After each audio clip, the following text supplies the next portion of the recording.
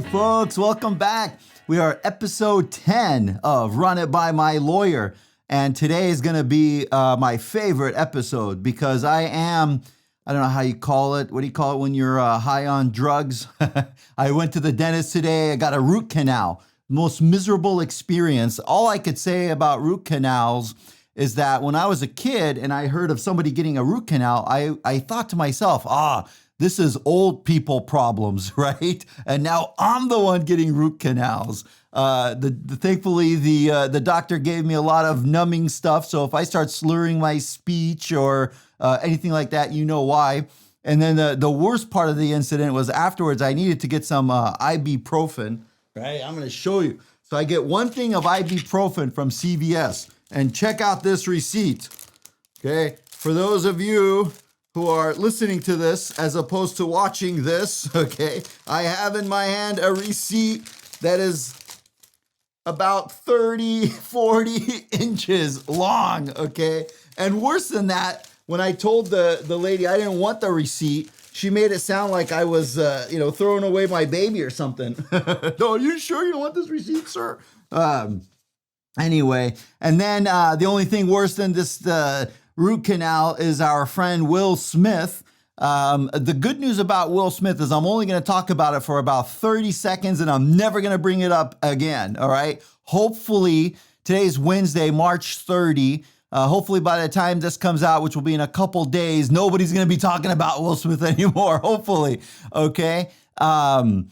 I do some comedy, as most of you folks know, it's a big hobby of mine, doing stand-up comedy. And one thing I always tell people is, you got to be careful about how you make fun of people. And the way I say it is, yo mama jokes are funny as long as I'm not talking about your mama. Okay? There's a fine line. You make yo mama jokes, but not your mama jokes, okay? You got to know how to walk that line. All right. So on to today's topic. Jeff Bezos and Amazon.com. There are several reasons why Jeff Bezos is a multi-billionaire. And a lot of them are very questionable. And a lot of them people do not completely understand, okay? So as Run It By My Lawyer, I could explain some of what I'm talking about. There was a very good lawsuit filed last year in Washington, D.C. The Attorney General filed a lawsuit in Washington, D.C. against Amazon.com for antitrust violations. And this is what was in the lawsuit. Okay, so what Amazon does, a lot of their sales happens through what's called third-party sellers. Okay, and these third-party sellers will sell something on Amazon.com, and obviously Amazon makes a lot of money from it. Okay, they charge commission, they charge a flat fee, they charge what they call a referral fee. I mean, it's just like nonstop, right? Sometimes those fees that Amazon charges go to 40%, sometimes 35%. That's a big commission, right? So anyway, what Amazon was doing is this: they require these third-party sellers to have they call it the most favorable nation status. What does that mean? The third-party seller cannot sell that same product elsewhere for a lower price. All right. So what that means is, let's say they're selling some sort of shoes on Amazon.com and whatever brand and whatnot at $80. They cannot sell it elsewhere for $75, not even on their own websites. Or on, if they try to go to other websites, they can't sell it for less than $80. Now, the reason why the Attorney General files this lawsuit against Amazon.com is because it changes the market in a lot of ways, keeping in mind that the online sales market is about 70% that Amazon has or more, depending on what study you're looking at. So what ends up happening is that the third-party seller is basically forced to sell it on Amazon.com, right? Because they're forcing that seller to have the best price on Amazon.com. And then, right, so that seller is forced to sell it on Amazon.com, which is great for Amazon because then they could charge more fees. The other way that this stifles competition is that it reduces the likelihood that these big third-party sellers will want to sell on other platforms, like Shopify or eBay or, Walmart.com or whatever. Okay, they don't want to go to the other sites because they're not going to be successful there, right? And then it's kind of like a circular thing. It's like then those other sites don't have as much traffic. They don't have as many people coming in, and then they can't offer, their services as well. So Amazon has found a way through this practice to really kind of grip the market. And my issue with Amazon is that it's not like they gripped the market in a fair, a completely fair way. What a lot of these big companies have done, Amazon being one of them, is they, whenever there's a competitor, like a small competitor that starts doing really good, it's then the big company says, this is an upstart company here. If we're not gonna beat them, let's just buy them. That saying, if you can't beat them, join them. A lot of the big companies, instead of that, they say, if you can't beat them, buy them. All right.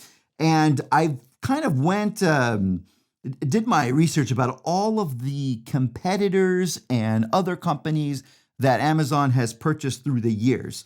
And let's go through some of them, okay? They bought IMDb in the 1990s.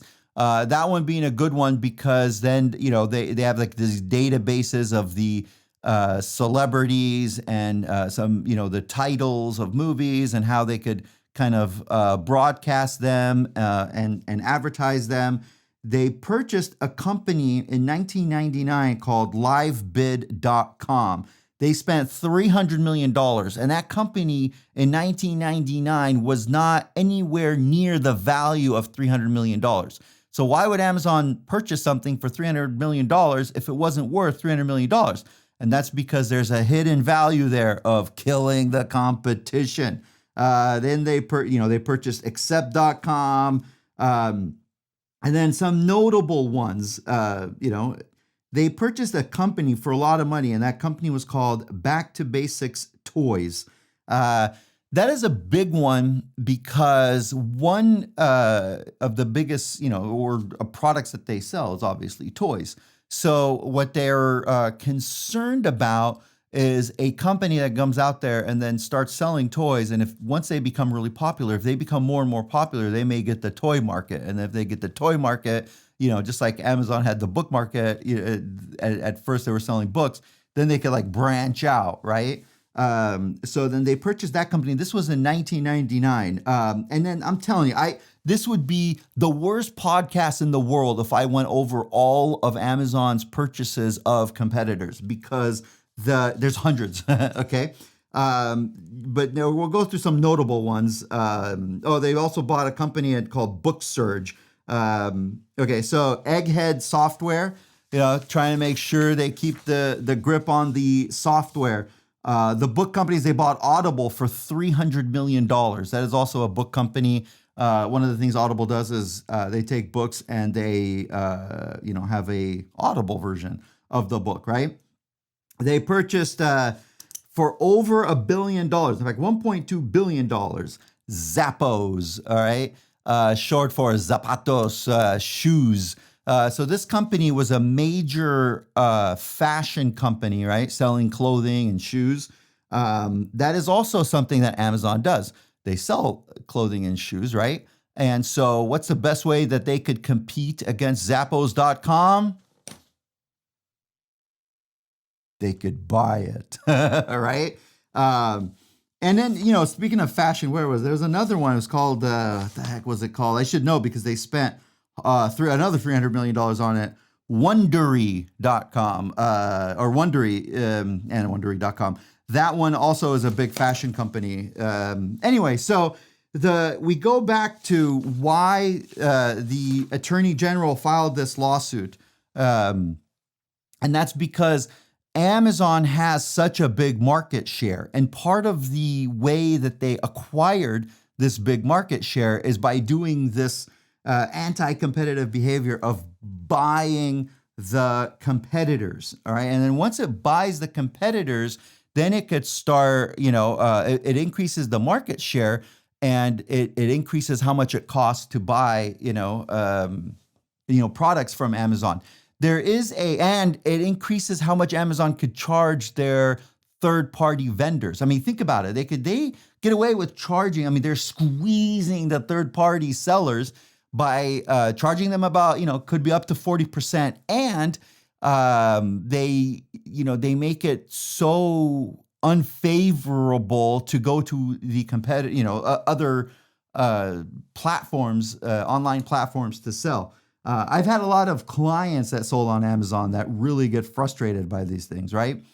Now, it for the life of me, okay, I cannot figure out why this is allowed, okay? The Europeans are much more strict about these antitrust laws. This type of thing Amazon had to abandon in Europe, okay? They shut down this practice in Europe. Somehow, for some crazy reason, the federal court in Washington, D.C. dismissed the lawsuit, okay? The federal court found that, this isn't that bad, And look, part of the reason is our antitrust laws in the United States are very outdated. They're the Anti-Sherman Act and some of the other ones, they're over 100 years old. So sometimes with the e-commerce, they can kind of like wiggle, their way around it. The Attorney General in Washington, D.C. did state that he's going to appeal that judgment, especially because it was found illegal in Europe, and then they stopped doing it in Europe. I have one case in point that I want to bring out to kind of show how this affects all of us and kind of the theory behind why Amazon does this. Okay, so in 2011, they purchased a company called, Quicid. Okay, Quicid owned soap.com, diapers.com. So, and Quicid sold, like diapers, soap, other household items. Okay, they bought the company for $545 million. Okay, so that's well over $500 million. They purchased it in the year 2011. Now, after that, 5-6 years later, they closed everything from that company and they fired hundreds of workers in New Jersey. Why did they do that, right? Why would they purchase a company for over $500 million, then close it and fire everybody? Well, the firing everyone's easy, right? They save money. And then what Amazon said, I have to directly quote Jeff Bezos and his representatives. Okay, here we go. They closed this company down that they purchased for more than $500 million because they said, and I quote now, Jeff Bezos and his representatives, this is their statement. We have worked extremely hard for the past 7 years to get Quicidi to be profitable. And unfortunately, we have not been able to do so. Okay. That's straight from Jeff Bezos and his representatives. So what they're saying is they purchased a company for over $500 million that wasn't profitable. Okay. And then they closed that company. So what they actually got was that company's customer lists, right? Their vendors, their, third-party sellers, their third-party retailers, all of that. they were able to acquire it and then use it and then put those entities into their, sphere, okay? And then fire everybody. They also got the luxury, you can say, of one less big competitor. Do you see what I'm saying? So, that is one case in point, okay? And believe me, if I went over all the other ones, like I said, people would kill me because it would be so. There's so many. Another, in Europe, a lot of these big companies like Facebook and Amazon and Google, they do get dinged for billions of dollars for antitrust violations. As my business law professors would have probably said, that's because Europe, they're communists there, and it goes back. I mean, look, this theory goes back, centuries. Okay, the Karl Marx, okay, wrote in Das Kapital, the fear with the big companies is that the best way that they could become profitable. Imagine 5 big companies, right? And 3 of them are super big and 2 of them are, not that big. Then the only way those 2 companies will work is if they merge. All right. Then we have 4 big companies with one of them being bigger than the other ones, the ones that just merge. Then we got 4 companies. Then 2 other companies will have to merge so that they can keep competing. Now we have 3 ginormous companies, and sooner or later, that 3rd one that didn't merge anywhere with the other ones, it's going to have to merge, right? And this is kind of what the fear is. Then when all of them merge, then they don't have any competition, right? The United States, the theory is we have antitrust lawsuits that try to prevent this, but we shall see how it continues. This kind of works. Oh, and then the recent purchases, by the way, from Amazon is they also bought MGM Grand. I'm sorry, MGM, not MGM Grand. That's a casino. They bought MGM for $8.5 billion. That is a big purchase. Now, the reason why they did that is because they were able to acquire, a lot of the entertainment industry for their Amazon Prime subscription service, and they know that when they get new people in, they have the the streaming service, right? Then they have all these customers that are buying that. Then they know what these customers like, how to market to them. They get them into their other brackets, right? And then they up their grip in the marketplace, and that's why they could squeeze the third-party sellers. All right, I will. The examples go on, with the other companies as well. Facebook, I had friends that have actually told me, I'm so mad at Zuckerberg. I canceled my Facebook account and then I went to Instagram. That kills me because Facebook purchased Instagram. Instagram is Facebook. Facebook is Instagram. Do you remember that movie, Ace Ventura Pet Detective? Right at the end, he said something like, "That's it. That's it. Einhorn is Finkel. Finkel is Einhorn. Einhorn is a man. Oh my God! Einhorn is a man! Finkel is detective and the detective is Finkel, so it's the same thing with Amazon and Instagram and that Amazon Facebook and Instagram. And then Facebook also purchased WhatsApp. Why would they do that? WhatsApp is probably by far the best kind of communication system. A lot of, especially my clients from around the world, they only use WhatsApp to communicate because it's amazing. You could text people all around the world and you can call them like as if they're right next door. So it's a very, very good platform. Facebook, I don't know what they may have been like $12 billion. Don't quote me exactly, but so they purchased that and they purchased Instagram. Same kind of thing as Amazon. Okay, Zuckerberg does that because they know, wow, these other companies, they could all of a sudden beat us out. right? I mean, if WhatsApp just started doing kind of like a social network type of thing or a social media thing, they would have been amazing, right? And they have all these users already, and same with Instagram. So it's like they purchase a competitor, and then ultimately, they'll do something. Maybe they'll just fire the employees. I did have a relative that worked for this company called Nokia. Like a software engineering company. They were purchased by Microsoft, and I told him, I said, "Okay, get ready. They're about to fire you." And he called me crazy. He said, "No way. I'm working for Bill Gates. I'm working for Microsoft." A year and a half later, he got his walking papers. The walking papers are the layoff papers. All right. Well, my good friends, there is, I had on another subject, this whole run up by my lawyer. I did have someone run something by me, not related to these jerks. What the heck did he do? Okay. Here's some criminal law advice for everybody. And that criminal law advice is keep your mouth shut at all times. Never, ever talk to the police.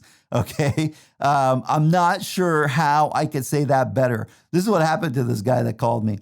He kind of got busted because he had a lot of drugs in his car, right? Actually, it was very little, but he was making some sort of drug transaction, and that's when they busted him, right? He's not a friend of mine. It was his dad that's a kind of a buddy of mine. So then, he's calling me about his son, right? So I looked at everything, the transcripts and the whatnot. So they busted the son. The son is an adult, right? He lives with 3 other people. So there's 4 people in a house, which makes sense in California. Everything's so freaking expensive, right? So there's 4 people living in the house. Simultaneously, when they busted him, they had a search warrant and they checked out his house, right? And there's a lot of other drugs there. So in the station, they take him down to the station and they're asking him, they're like, "Well, we found your other drugs, this and this and that." And he's like, "Oh, well, really?" And then they said, "Look, we're about to arrest you, everyone else in the house, the other, your buddies. But they're saying it's not theirs, and we're about to arrest them and bring them in, and they're going to be in big trouble. We'll let them go. Just confirm it's yours." He's like, "Yeah." So they're like, "Okay, cool. We're going to let them go." The truth of the matter was they weren't doing any of that. It was all a lie. Cops are allowed to lie. People look at me weird when I say that. They're allowed to lie. Nowhere in the Constitution does it say police officers shall never lie, right? So anyway, so they have him, and I looked at the transcript, and I couldn't even bear to watch the videotape because I was just gonna like scream. But they have him saying, "Yes, that's mine." And that was the majority of the charges that they have against him, because what he had in the car was very little compared to what he had at his house. It would have been a tough case against him because there's 4 occupants in the house. So to prove that all of that was his would have been almost impossible had he kept his mouth shut. And if, right? Because how are they going to it's not like he has a receipt. It's not like he went to CVS and bought it and they gave him some sort of big receipt, right, for all that cocaine. No, that's not it. Okay. So he could have probably beaten the rat, or at least he would have had a much better chance, right, had he kept his mouth shut. So my advice for the day, just keep your mouth shut, just for the hell of it. Okay. Just keep it shut. All right, cool. So I enjoyed my time here. I hope you did as well.